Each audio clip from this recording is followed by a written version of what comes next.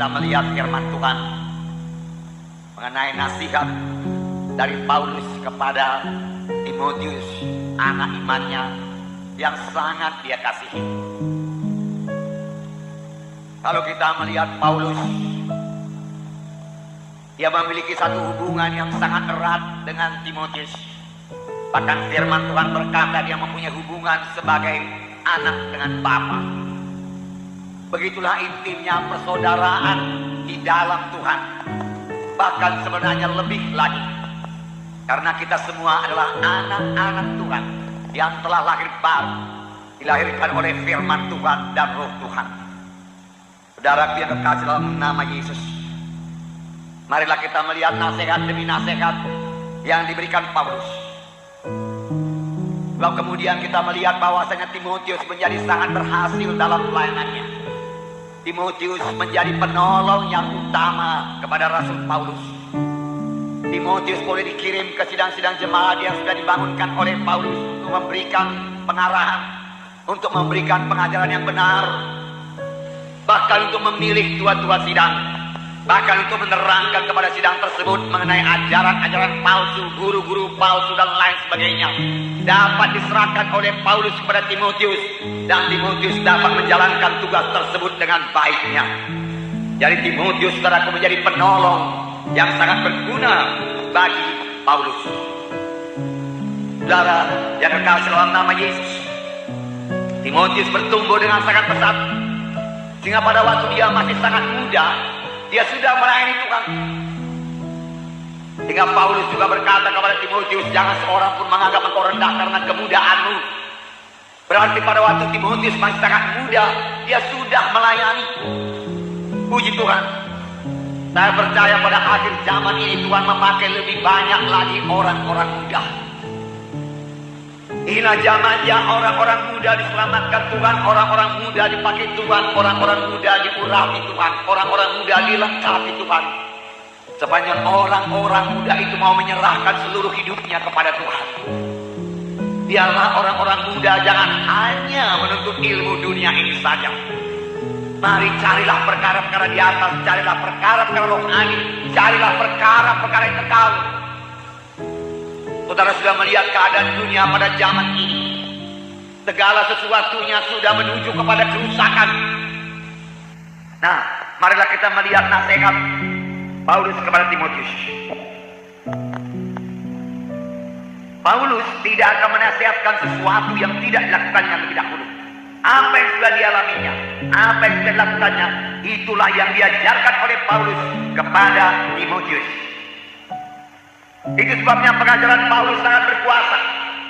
Tiap-tiap hamba Tuhan yang mau melayani, dia harus mengajarkan apa yang sudah dialaminya. Dengan demikian pengajarannya itu diurapi Tuhan dan sangat berkuasa. Dia tidak mengajarkan teori-teori, dia tidak mengajarkan teologi, tetapi dia mengajarkan pengalamannya yang dapat dilihat oleh orang banyak. Demikian Paulus mendidik Timotius.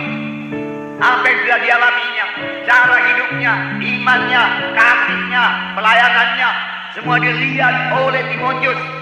Dan itu mengubahkan hidup Timotius, hingga Timotius juga menjadi hamba Tuhan, menjadi pelayan Tuhan. Inilah pemuritan.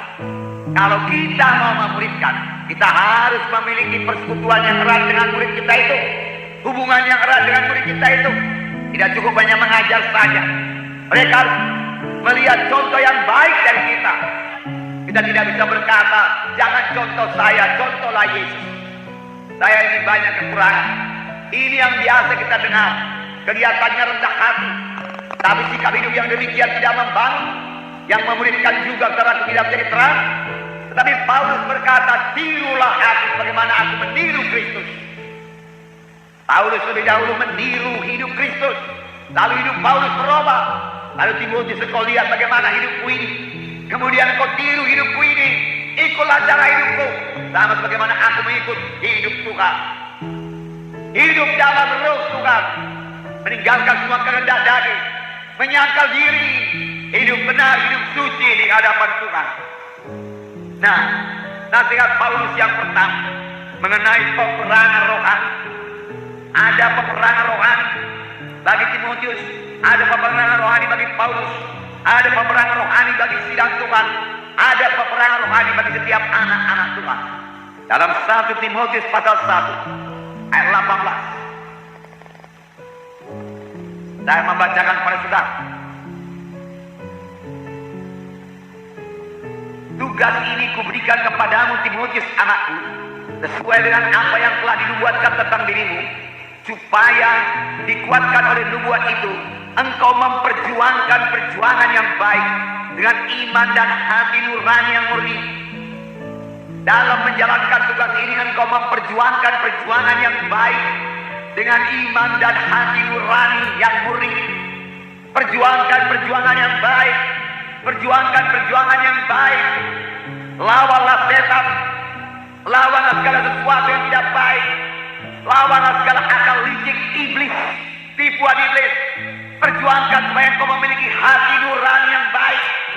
Jangan terganggu hati nurani kita ini. Setan mau mengotorkan hati nurani kita, tetapi jangan beri tempat kepada setan. Amin, saudara. Kemudian dikatakan lagi dalam 1 Timotius 6 ayat 12. Saya membaca,